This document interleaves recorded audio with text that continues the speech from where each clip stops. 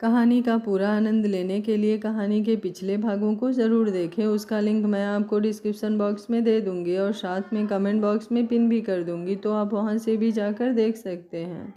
दीप्ति परेशान सी कब से एक नंबर लगाए जा रही थी। आंखों के आंसू नहीं रुक रहे थे। एक ही उम्मीद बची थी उसके पास, लेकिन वो कॉल भी नहीं रिसीव हो रहा था। एक आखिरी बार उसने फिर से नंबर डायल किया तो जाकर कॉल रिसीव हुई।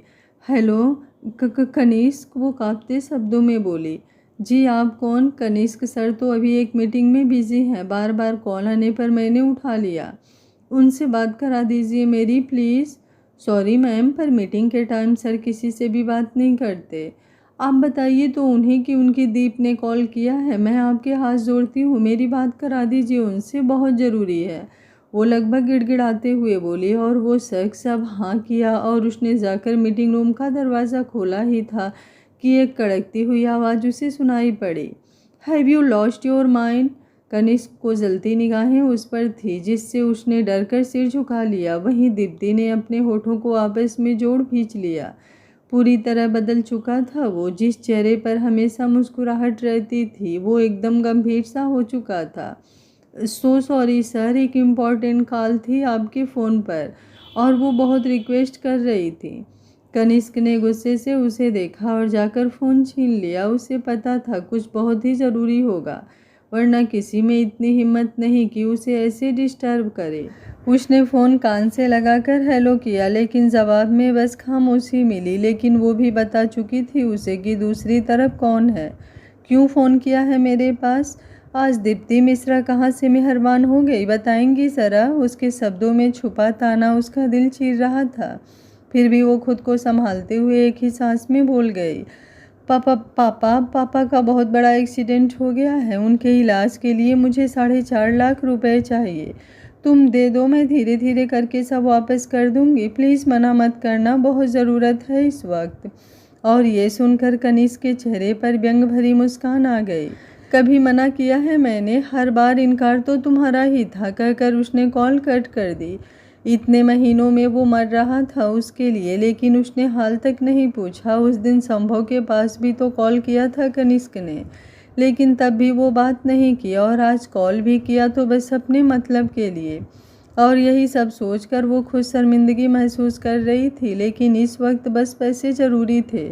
वो फ़ोन हाथों में पकड़ी थी कि मैसेज आना शुरू हो गए। उसके अकाउंट में 10 लाख रुपए आ चुके थे। इसलिए नहीं कि कनिष्क अपनी अमीरी झाड़ना चाहता था, बल्कि इसलिए ताकि दीप्ति के पापा का इलाज अच्छे से हो सके।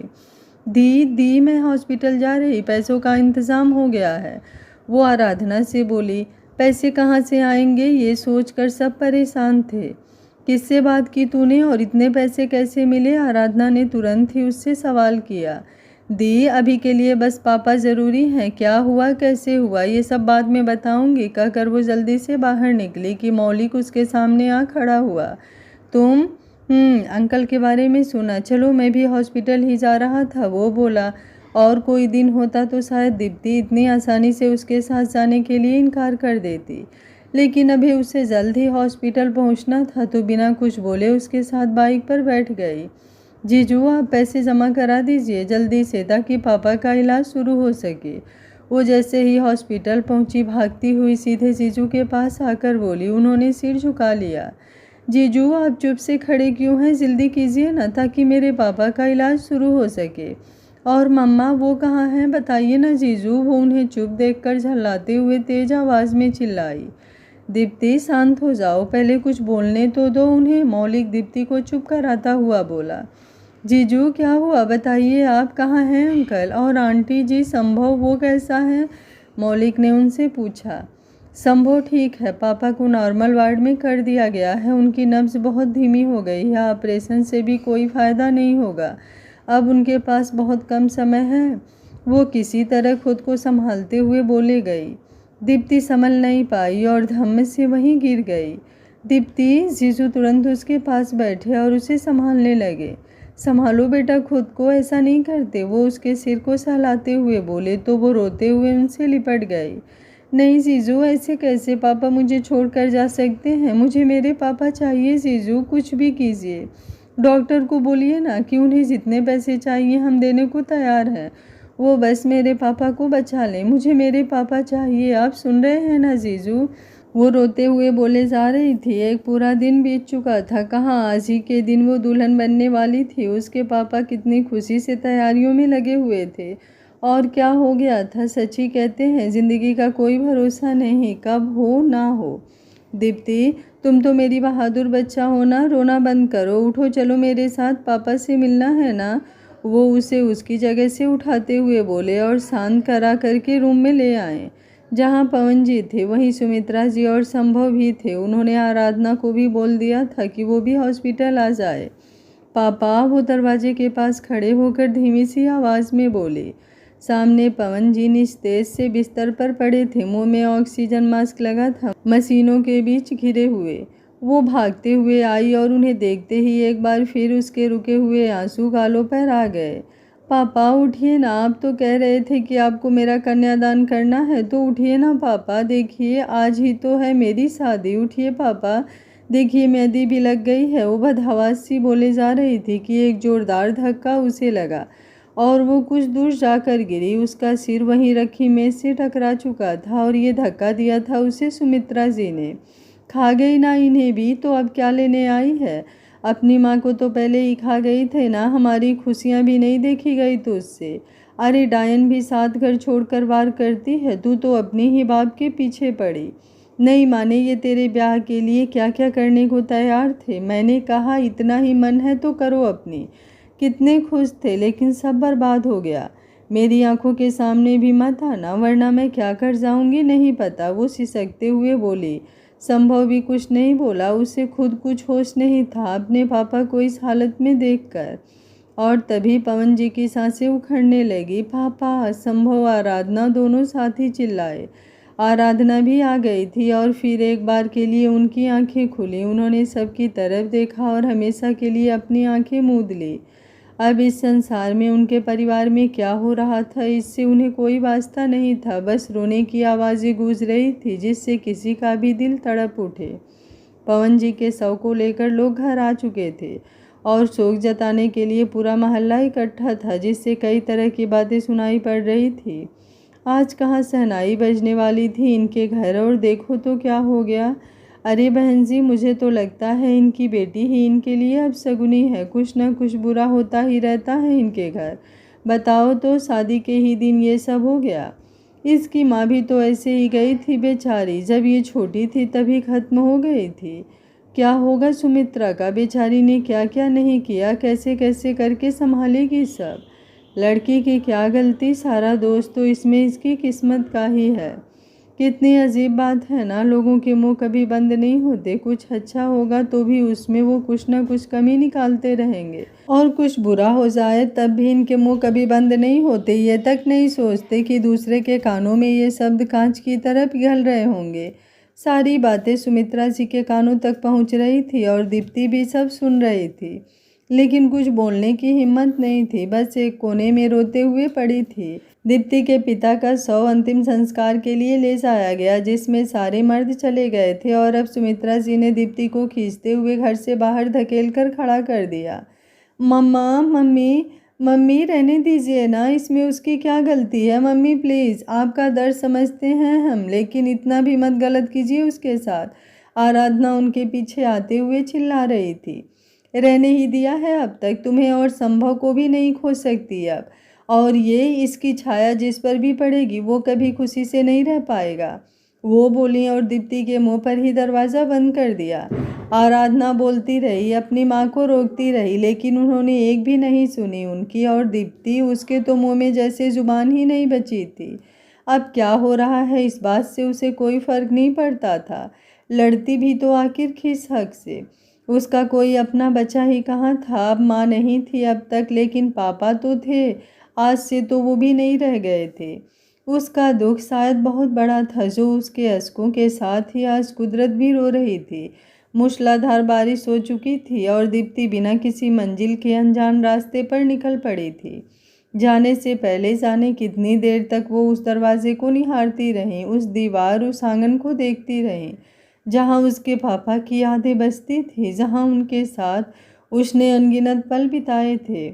शादी थी उसकी आज, शादी तो नहीं हुई लेकिन विदाई ज़रूर हो गई थी इस घर से। जब संभव और जीजू घर आए तो उन्हें घर में क्या हुआ पता चला। संभव की ऐसी हालत नहीं थी कि वो दीप्ति को ढूंढने जा सके। वो खुद कितनी चोटों से घिरा था और सुमित्रा जी जाने भी नहीं देने वाली थी। आराधना के कहने पर जीजू जाने को तैयार थे, लेकिन इतनी तेज बारिश और तूफान में वो भी नहीं जा सके। आराधना, कीर्ति रो रही है, उसे दूध तो पिला दो, जीजू ने आराधना के कंधे पर हाथ रखते हुए कहा। पापा के जाने का जितना दुख है उतना ही इस बात का कि उनकी अमानत को भी हम नहीं संभाल सके। आराधना, चिंता मत करो, सब ठीक होगा। मम्मी का गुस्सा शांत होते ही उन्हें भी फिक्र होगा दीप्ति की, तुम देखना, तब वो ही सबसे पहले उसे ढूंढने को कहेंगे। वो उसे दिलासा देते हुए बोले, लेकिन असल सच तो कहीं ना कहीं उन्हें भी पता ही था। रात के 11 बज चुके थे, पर बारिश इतनी तेज थी कि रुकने का नाम ही नहीं ले रही थी और इसी में बेसुध सी वो बस सड़क पर चलती जा रही थी, बिना इस बात की परवाह किए कि यह रास्ता उसे कहाँ लेकर जा रहा है। तभी एक तेज रफ्तार से आती गाड़ी उसके बिल्कुल पास आकर रुकी। शायद उसने बहुत तेज ब्रेक मारा था, वरना तो आज दीप्ति का एक्सीडेंट हो जाना था। कौन पागल है जिससे देखकर नहीं चला जाता? इतनी रात को मरने के लिए मेरी ही गाड़ी मिली थी क्या? वो जो गाड़ी के अंदर था, बड़बड़ाते हुए उसने विंडो नीचे करते हुए अपना थोड़ा सा सिर निकाल कर बाहर देखा। अकेली लड़की, जिसके कपड़े भी पूरी तरह भीग कर उसके बदन से चिपके हुए थे, गीले बाल चेहरे पर चिपक गए थे भीगने की वजह से, दुपट्टा भी बेतरतीब सा बस गले से ही लिपटा था। उसने गाड़ी रोकी और बगल की सीट पर रखा हुआ छाता लेकर वो गाड़ी से बाहर निकला। मैडम, दिमाग खराब है क्या तुम्हारा, जो ऐसे आधी रात को सड़क पर मस्ती करने निकली हो? वो उसके पास आकर बोला। सॉरी, उसने बस इतना ही कहा और उसके बगल से जाने को हुई कि उसने उसकी कलाई पकड़ ली। कहाँ जा रही हैं अकेले? चलो मैं छोड़ देता हूँ, बारिश भी तेज़ है, वैसे भी तुम भीग चुकी हो पूरी तरह, वो कुछ हमदर्दी जताते हुए बोला। जब मंजिल ना पता तो रास्ते भी गुमशुदा हो जाया करते हैं, उसने धीरे से कहा। अरे यार, तुम तो जानती हो कि ऐसी टेढ़ी मेढ़ी बातें मेरे दिमाग में नहीं घुसती। चलो चलकर गाड़ी में बैठो, फिर बात करते हैं, मैं भी भीग रहा हूँ, कहकर वो दीप्ति का हाथ थामे हुए ही ले जाकर गाड़ी में बिठाया और खुद भी ड्राइविंग सीट संभाली। कितनी भुलक्कड़ हो तुम, ऐसे चुप सी हो जैसे मुझे जानती भी नहीं। इतनी जल्दी भूल गई क्या मुझे? वो अपनी ही धुन में बोला, लेकिन दीप्ति ने कोई जवाब नहीं दिया। ओए, कहाँ खो गई मिस? उसने उसके सामने चुटकी बजाई। अपना नाम सुन वो उसे देखने लगी और पहचानने की कोशिश करने लगी। अरे यार, दिमाग पर इतना जोर मत डालो, मैं ही बता देता हूँ। लखनऊ से आते हुए बस में तुम्हें कोई मिला था जिसने तुम्हारी कहानी सुनी थी? अरमान, वो उसकी बात पूरी होने से पहले ही बोल पड़ी तो लड़का हल्का सा मुस्कुराया। मुझे लगा नहीं था कि नाम भी याद होगा मेरा, वो कुछ हंसते हुए बोला। कहाँ जा रही थी वो भी इस हाल में? बताओ, जहाँ जाना हो मैं छोड़ देता हूँ तुम्हें, वो गाड़ी आगे बढ़ाते हुए उससे कहा, जिस पर दीप्ति के चेहरे पर दर्द उमड़ आया। दीप्ति अपना दोनों चेहरा हाथों में छुपाते हुए बोली, पता नहीं कहाँ जाना है, कोई ठिकाना नहीं है अब मेरा। ए, शांत हो जाओ, कोई बात नहीं, मैं तो हूँ ना, मैं यहीं पास में ही एक होटल में रुका हूँ फिलहाल के लिए, मेरे साथ चलो, उसके बाद सोचते हैं कुछ, वो नर्म लहजे में बोला और कुछ ही देर में वो एक होटल के सामने आकर रुके। दोनों अंदर आए। कोई रूम खाली है क्या? उसने रिसेप्शन पर जाकर पूछा तो जवाब ना ही मिला, क्योंकि बारिश हो रही थी और शादी का सीजन भी था, जिस वजह से कोई एक्स्ट्रा रूम नहीं मिला। दीप्ति अरमान को देखने लगी। चलो, वो आगे बढ़ते हुए बोला और अपने रूम में आया। दीप्ति डोर पर ही रुक गई थी, जो देख वो मुस्कुराते हुए बोला, टेंशन मत लो, मैं तुम्हें हार्म नहीं करूँगा, तुम यहाँ रुक जाओ, मैं बाहर जा रहा हूँ। कनिष्क ने भेजा है इस बार भी तुम्हें, है ना? वो कांपते शब्दों में बोली।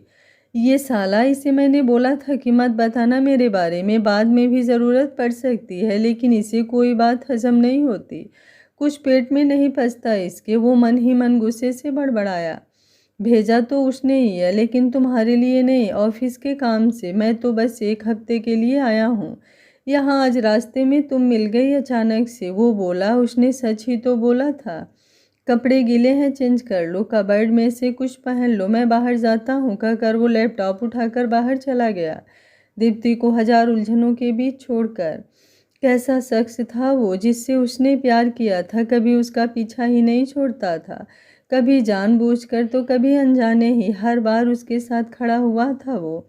आज जब उसके परिवार तक ने उसका साथ छोड़ दिया, तब भी वो कहीं ना कहीं उसके साथ ही खड़ा था। नफरत करते होगे अब तो तुम मुझसे, है ना, वो रूधे गले से बोली। और कबर्ड खोला तो उसमें से एक टी शर्ट और लोअर लेकर वॉशरूम में आई। कुछ पुरानी यादों ने कब्जा जमा लिया उसके दिमाग में। हैप्पी बर्थडे माई लाइफ, बातें करते हुए ही कनिष्क बोला तो दीप्ति ने हैरानी से टाइम देखा। रात के 12 बज रहे थे। बर्थडे कभी खास रहा ही नहीं उसका, तो कहाँ से याद रहता, वो तो भूल ही गई थी कि उसका बर्थडे है। तुम्हें याद था? मैं खुद भूल गई थी। तुम या तुमसे जुड़ी कोई बात भूल सकता हूँ क्या भला? अच्छा बताओ क्या चाहिए गिफ्ट में? कुछ भी नहीं, मेरे पास तुम हो, इससे कीमती भी कुछ होगा क्या? बस हमेशा मेरे साथ रहना, कभी छोड़कर मत जाना। तुम्हारे कहने पर भी नहीं जाने वाला। इतनी दूर क्यों हो? मेरा तो मन हो रहा है कि एक जोरदार पुच्ची दे डालूं। कनिष्क, कब आओगे? अभी 1 हफ्ते ही तो हुए हैं यार मुझे वापस आए हुए। मुझे डांटती हो और खुद इतनी बेताबी। नहीं, वो बस कुछ ठीक नहीं लग रहा। तुम ज़्यादा ही सोचती हो। कुछ बुरा नहीं होगा जब तक साथ हूँ। अच्छा ये बताओ, उस मौलिक के बच्चे ने तुम्हें परेशान तो नहीं किया ना?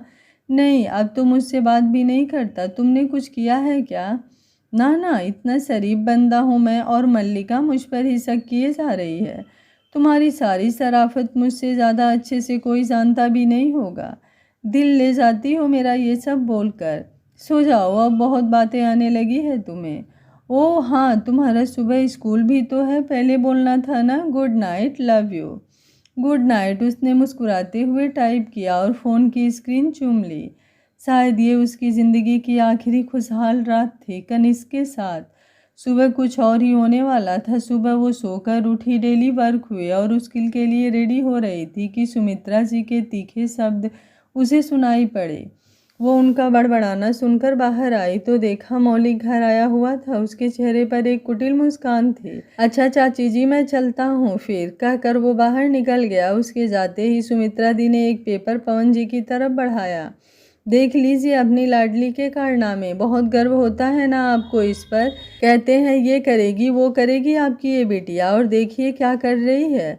वो इस वक्त काफ़ी गुस्से में लग रही थी। पवन जी ने वो लिफाफा खोल कर देखा तो उसमें दीप्ति की तस्वीरें थी, जिसमें वो किसी के गले लगी हुई थी तो किसी में उसके करीब थी। ये कोई और नहीं, कनिष्क ही था। उसकी और कनिष्क की तस्वीरें थी जब वो वापस जा रहा था और उससे मिला था तब की। पापा क्या है ये? वो बोली तो पवन जी ने हवा में उछालते हुए वो सब उसके मुंह पर ही फेंक दिए। एक जोरदार थप्पड़ दीप्ति के गालों पर पड़ा। क्या बस इसलिए ही हमने तुझे इतनी छूट दी थी? सुमित्रा हर बार रोकती मुझे, लेकिन मैंने उससे लड़कर तुझे इतना पढ़ाया और तूने एक बार भी हमारे बारे में नहीं सोचा। वो लड़का हमारे घर में ही रहा इतने दिन तक और तू उसके साथ ही। छी! गुस्से, नाराजगी और जाने कितने भाव आए थे उनके चेहरे पर। पापा वो बहुत अच्छा है। मैंने कोई गलत काम? वो अभी इतना ही बोली थी कि सुमित्रा जी उसे डपटी। अरे बस कर लड़की, कुछ शर्म लिहाज बाकी हो तो चुप हो जा। अपने पापा के सामने बोलने में भी ना कतरा रही तू। और ये फ़ोन अपना ला, मुझे दे।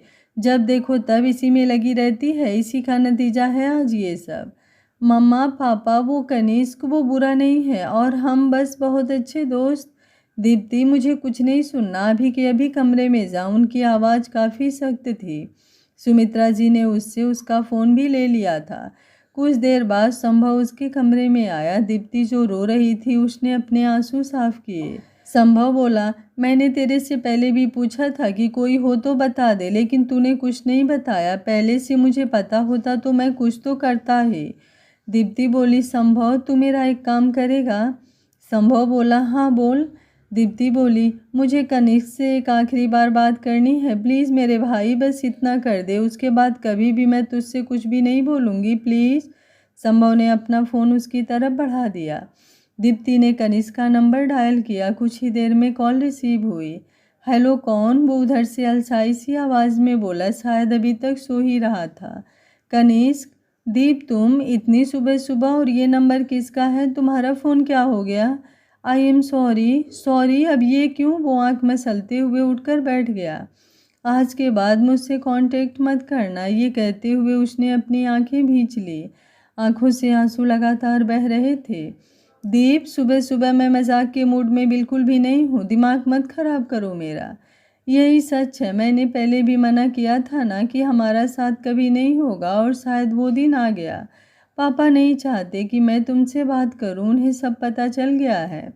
मैं आ रहा हूँ वहाँ, मैं बात करूँगा उनसे, उन्हें समझाऊँगा, वो ज़रूर सुनेंगे मेरी बात। नहीं ना, मैं और तकलीफ़ नहीं देना चाहती उन्हें, वैसे भी वो बहुत परेशान है, मुझे माफ़ कर दो। और मेरा क्या, मुझे नहीं दे रही तुम तकलीफ़? दीप्ति खामोश रही। क्या जवाब देती वो उसे? ओके फाइन, बहुत हो गया, नहीं रोक सकता मैं ज़बरदस्ती तुम्हें अपने साथ। कभी भी तुम नहीं लड़ सकती क्योंकि तुम कायर हो। तुमने कभी प्यार किया ही नहीं ना मुझसे। पागल तो मैं हो गया था तुम्हारे पीछे। तुम नहीं चाहती तो ठीक है, देता हूँ तुम्हें आज़ादी, लेकिन आइंदा से कभी मेरा नाम भी अपनी जुबान पर मत लाना। सोच लो, मर गया कनिष्क। कनिष्क, वो कुछ गुस्से और दबे स्वर में चिल्लाई, लेकिन कॉल कट चुकी थी। शायद आज बहुत दर्द दे चुकी थी वो उसे, जिस वजह से कनिष्क को समझना नहीं चाह रहा था। वो समझे भी क्यों? सच तो है, हर बार वही रिश्ता क्यों बचाना चाहे? वो गुस्से में बोल तो चुका था, लेकिन क्या आसान था ये उसके लिए? उसने कितनी ही कोशिश की दीप्ति को समझाने की, संभव से बात की, लेकिन दीप्ति ने उससे बिल्कुल बात करना बंद कर दिया और यहाँ आने से भी मना कर दिया। सुमित्रा, इससे कह दो तैयार हो जाए, आज मौलिक के घर वाले इसे देखने आ रहे हैं। बड़ा भला लड़का है, इतना सब कुछ जानते हुए भी सामने से इस रिश्ते के लिए तैयार हुआ है। आप बिल्कुल भी फिक्र ना करिए जी, ये ब्याह तो होके ही रहेगा। घर में जो कुछ ना हो बता दो, मैं ले आऊँगा। वैसे तो सब है, बस अच्छी सी मिठाई और नमकीन ले आना है आप, समोसे कचौड़ी और बाकी सब तो मैं घर में ही बना लूँगी। वो बोली तो पवन जी हाँ कहकर बाहर चले गए। और इसी में उसका रिश्ता मौलिक के साथ तय हो गया था। उससे एक बार भी कुछ नहीं पूछा गया, ना ही उसकी कोई बात ही सुनी गई। उसने अपने मुंह पर पानी के छींटे मारे और सोचना छोड़कर कपड़े चेंज करने लगी। इधर बाहर आते ही अरमान ने कनिष्क को कॉल लगा दी थी। डील साइन हो गई तेरी कि नहीं, और कब तक वापस आ रहा है? अरे डील का छोड़, उससे भी ज़रूरी कुछ है मेरे पास तेरे लिए। ऐसा कौन सा कुबेर का खजाना तुझे मिल गया? तेरे लिए उससे भी ज़्यादा कीमती ही है। पहेलियाँ मत बुझा, कोई काम की बात है तो बोल, वरना मैं काट रहा हूँ कॉल। अभी यार सुन, अच्छा तेरी दीप मेरे साथ है। हाँ ठीक है। ओए क्या कहा मैंने? यही कि दीप तेरे पास है। वाट, वो तेरे साथ कैसे, और तू कहाँ है? उसके पापा की हेल्थ ठीक नहीं थी, ट्रीटमेंट हो रहा था, तो वो कैसे तेरे साथ? मुझे ये सब नहीं पता, बस मैं होटल आ रहा था तो रास्ते में मिली, मेरी गाड़ी के सामने आ गई थी वो, और भीगी भी थी बारिश की वजह से। मैंने बोला घर छोड़ देता हूँ तो कहने लगी मेरा कोई ठिकाना नहीं है। पर ये सब कैसे और क्यों? पूछा नहीं तूने कुछ उससे? नहीं, रुक तेरी बात करवाता हूँ मैं। नहीं। क्या नहीं? साले ज़्यादा पागल मत बन, बात कर ले उससे तू। मुझे नहीं करनी बात, और तू पता कर कि क्या हुआ है, उसके बाद मुझे बताना। पहले तो जाकर उसे कुछ खिला दे, उसने खाना नहीं खाया होगा, पता है मुझे। ओके बॉस, वो मुस्कुराते हुए बोला और फ़ोन जेब में रखा। कनिष्क दीप्ति के बारे में सोचकर कुछ परेशान तो हुआ था कि क्या हुआ होगा। वो भागकर उसके पास आना चाहता था, लेकिन इस बार उसने कुछ सोच लिया था। ऐसे ही बार बार वो दीप्ति को मिल जाएगा तो क्या कभी वो समझे कि उसकी अहमियत, उसके प्यार को? बस यही सब सोचकर वो चाह रहा था कि अरमान ही अभी के लिए उसके पास रहे और उसकी मदद करे, उससे सब जाने कि क्या हुआ है। अरमान ने एक प्लेट में खाना लेकर रूम नॉक किया। दीप्ति अब तक चेंज कर चुकी थी। दीप्ति, ओपन द डोर, अरमान की आवाज़ पर उसने डोर खोला। अरमान ने एक नज़र उसे ऊपर से नीचे तक देखा, जो इस वक्त उसके ढीले कपड़ों में थी, फिर प्लेट सामने कर दी। वो मैं खाना लेकर आया था तुम्हारे लिए, वो अंदर आता हुआ बोला। नहीं, मुझे भूख नहीं है, तुम खा लो। क्यों भाई, खाने से ऐसी कौन सी दुश्मनी निकाली जा रही है? अनाज का अपमान नहीं करते, खाना खा लो, उसके बाद अभी तुम्हें अपनी कहानी भी सुनानी है मुझे कि क्या हुआ जो ऐसे सड़क पर थी तुम। ना कहानी का अंत हुआ, ना कुछ मुकाम हासिल हुआ, बस बस सब बिखर गया है। इतना कि शायद समेटने पर भी कुछ वापस नहीं लाया जा सकता। वो सब कुछ याद करती हुई बोली। दीप्ति, कुछ चीज़ें बातें हमारे बस में नहीं होती, उन्हें बस तकदीर तय करती है।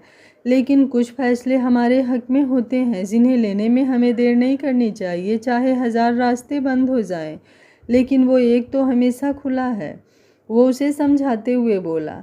और वो एक भी हम खुद ही बंद कर चुके हों तो वो आज भी तुम्हें चाहता है दीप्ति। मेरा दोस्त आज भी तुम्हारे इंतज़ार में है। जो प्यार करते हैं वो कभी अपने महबूब से नफ़रत नहीं कर पाते। कनिष्क बहुत प्यार करता है तुमसे, बस नाराज़गी बढ़ती जा रही है तुम्हें लेकर, क्योंकि तुम सबको देखती हो, सबके लिए सोचती हो, बस कभी अपने प्यार के लिए नहीं सोचा। लेकिन अब भी वक्त है तुम्हारे पास, मेरे साथ चलोगी सुबह कोलकाता? पर पापा चाहते थे कि मौलिक से शादी करूं मैं। पापा नहीं रहे तो क्या उनकी इच्छा के विरुद्ध जाकर मैं, कहते हुए वो सिसक पड़ी। अरमान को अब मालूम चला कि दीप्ति के पापा नहीं रहे। अच्छा सुनो, भूल जाओ एक पल के लिए कि कनिष्क मेरा दोस्त है। हम पहली बार जब मिले थे तभी तुमने भरोसा करके मुझे अपने बारे में इतना कुछ बताया था। उसी भरोसे के बल पर तुम मेरे साथ चलो और वहीं रहना, जो तुम्हें ठीक लगे वो फैसला लेना, लेकिन मैं तुम्हें ऐसे नहीं छोड़ सकता जब कोई ठिकाना भी नहीं है तुम्हारे पास तो। और ये तुम्हारा दोस्त बोल रहा है, समझी? वो उसके सिर पर प्यार से हाथ फेरते हुए बोला। उसकी बातों में इतना अपनापन था कि दीप्ति मना ही नहीं कर पाई। वैसे भी तो अब तक इतना तो जान ही गई थी कि अरमान बहुत अच्छा इंसान है, वरना कनिष्क से उसकी ना बनती। और कनिष्क ने भी तो कई बार उसे अरमान के बारे में बताया था। चलो अब ये फाइनल रहा कि तुम कल सुबह मेरे साथ कोलकाता चल रही हो, तो अभी के लिए जल्दी से खाना खा लो, उसके बाद आराम से सो जाना। अरमान उसके सामने टेबल पर खाने की प्लेट रखता हुआ बोला। देखो तुम्हें खाना हो तो खा लो, वरना मैं अकेले भी पूरा ख़त्म कर सकता हूँ, वो मजाकिया अंदाज में बोला। तो दीप्ति ने 2-3 निवाला ही बहुत मुश्किल से खाया। उसके गले से नीचे ही नहीं उतर रहा था खाना। कितना कुछ तो हो गया था आज के दिन में। अब मैं तो चला सोने, तुम भी आराम से सो जाओ, कोई ज़रूरत हो तो मुझे आवाज़ देना, बाहर ही हूँ, अरमान ने कहा। नहीं, बाहर मत जाओ, तुमने ये रूम लिया है मेरे लिए, इतना कुछ किया कर रहे हो, उसका ही एहसान जाने कैसे चुकाऊंगी मैं। तुम यहीं बेड पर सो जाओ, मैं काउच पर सो जाऊंगी, वो जल्दी से बोली। क्या चाहती हो? तुम्हारा वो खड़ूस मुझे 1000 गालियाँ दे, वो धीरे से बुदबुदाते हुए बोला। नहीं, तुम बेड पर लेटो, मैं काउच पर ही सो जाऊंगा, वो दांत दिखाते हुए बोला और जाकर लेट गया। फिर कनिष्क को मैसेज करने के बाद सोने की कोशिश करने लगा, लेकिन दीप्ति बस सीलिंग को निहारते हुए जाने की सोच में डूबी हुई थी कि नींद उसकी आंखों से कोसों दूर थी। आज अगले साल कोलकाता में ही हुई थी उनकी। एक छोटा मगर बेहद ही खूबसूरत घर के सामने गाड़ी आकर रुकी। अरमान और दीप्ति बाहर आए। अरमान ने चाबी से गेट खोला। बंद क्यों है? तुम अकेले रहते हो क्या? दीप्ति ने सवाल किया, जिस पर वो मुस्कुराया। अकेला रहता नहीं हूँ, अकेला ही हूँ मैं, कहते हुए वो किचन की तरफ बढ़ा। दीप्ति हैरानी से उसे देखने लगी। पर तुम तो कह रहे थे कि भाई बहन और पूरा परिवार है तुम्हारा, वो उसके पीछे आते हुए सवाल की। कुछ ना होकर भी बहुत कुछ है मेरे पास। कनिष्क की वजह से मेरा भाई, मेरा यार, वो ही तो है मेरे लिए सब। और मानवी हमारी छुटकी, माँ पापा सब उससे ही तो मिले हैं मुझे। उसने खुद की यारी ही मुझे नहीं दी, परिवार भी दिया है। वो गिलास में पानी लेकर उसकी तरफ बढ़ाते हुए बोला। दीप्ति ने पानी पिया और सोचने लगी कि कल से उसे लगता है उसके पास कुछ नहीं है, लेकिन अरमान, उसके पास तो कोई रिश्ता नहीं था। बस दीप्ति ने पानी पिया और सोचने लगी कि कल से उसे लग रहा था कि उसके पास कुछ नहीं है, लेकिन अरमान, उसके पास तो कोई रिश्ता नहीं था, बस था तो प्यार से बनाए हुए हर एक बंधन। और किससे जुड़ा? उसके कनिष्क से। वही कनिष्क जो उस पर जान छिड़कता है। वैसे तो अरमान कनिष्क के साथ उसके घर पर ही रहता था, लेकिन ये घर उसने खुद से खरीदा था अपने पैसों से, जो उसका था। और आज यहाँ आने की वजह दीप्ति थी। अगर दीप्ति को लेकर वो कनिष्क के घर जाता तो दीप्ति कंफर्टेबल नहीं रहती, तो उसे यहाँ आना ही ठीक लगा। क्या सोच रही हो? बहुत कुछ है अभी मेरे बारे में जानना, लेकिन फ़िलहाल तो मैं थक चुका हूँ। लेकिन उस साले ने घर पर बता दिया कि मैं आज आ रहा हूँ, तो मुझे घर जाना होगा, अरमान ने कहा। फिर कुछ याद आते ही बोला, वो ऊपर वाले रूम में मत जाना, वो कनिष्क का है। नीचे इधर सामने वाला मेरा है, लेकिन उस साइड वाला खाली है, तो उसमें रह सकती हो तुम। दीप्ति ने हाँ में सिर हिलाया।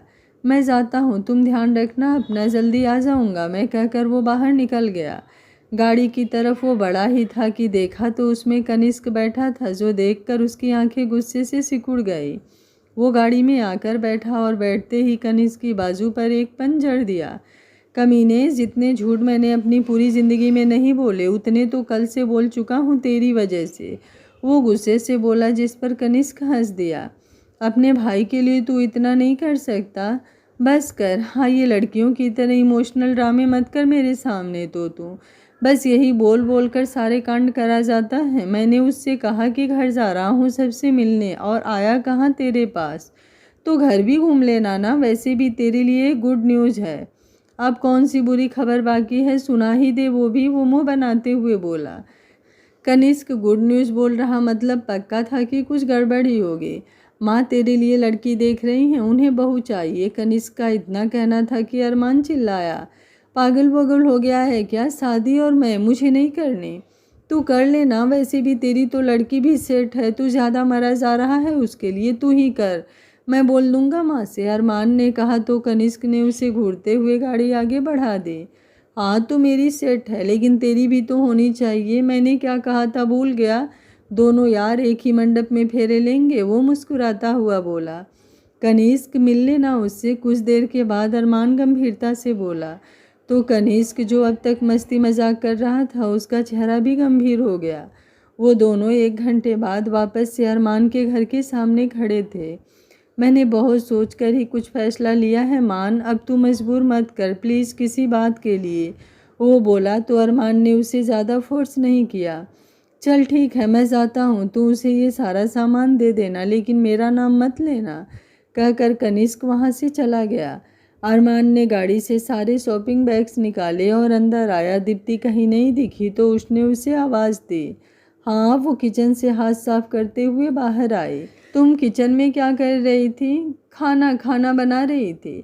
अरे मैं लेकर आया हूँ मैंने, और कनिष्क ने बोलते बोलते वो रुक गया, फिर बात बदलते हुए कहा, ये रहा तुम्हारी ज़रूरत के सारे सामान, कपड़े, मेकअप और बाकी सारा कुछ है इसमें। लेकिन ये सब क्यों? क्या ये कनिष्क? वो आधी बात बोलकर अरमान को देखने लगी, जिस पर उसने इनकार में सिर हिलाया और दीप्ति का चेहरा मुरझा गया, और बिना कुछ बोले वो बैग्स लेकर रूम में ऊपर चली गई।